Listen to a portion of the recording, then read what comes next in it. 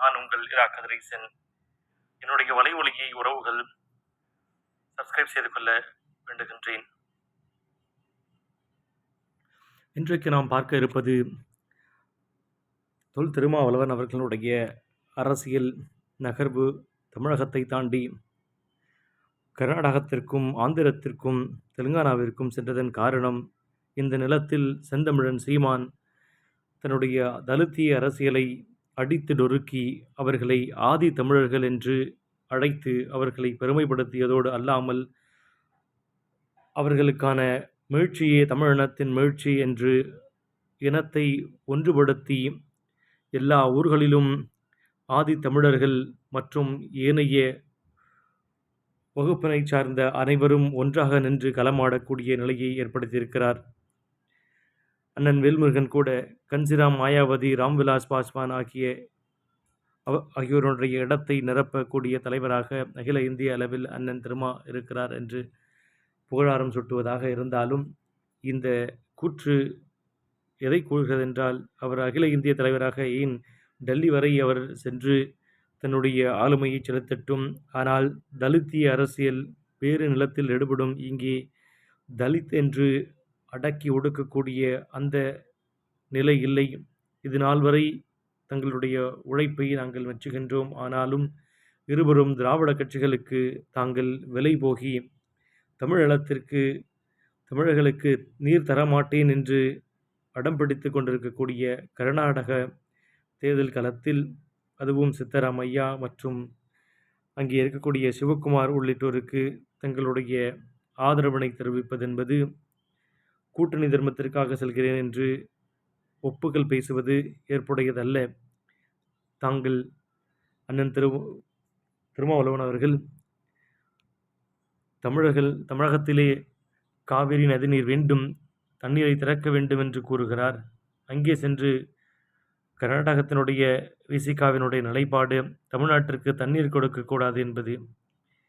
எல்லா தேசிய கட்சிகளும் அந்தந்த மாநிலங்களுக்கு செல்லக்கூடிய நிலையில் அவர்கள் மாநில கட்சியாக மாறுவதைப் போல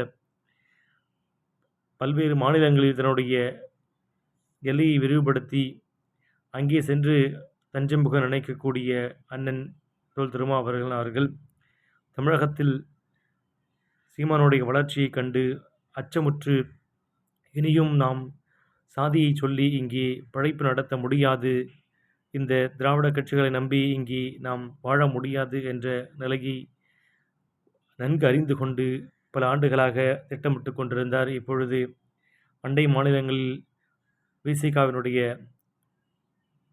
பிரிவுகளை ஏற்படுத்தி அங்கே ஆளுமை செலுத்த நினைக்கிறார்.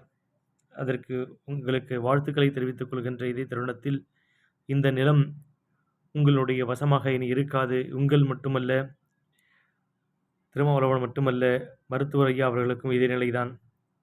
சாதியை சொல்லி இங்கே தமிழர்களை பிளவுபடுத்தக்கூடிய அந்த அரசியலை இனி நீங்கள் கையில் எடுக்க முடியாது.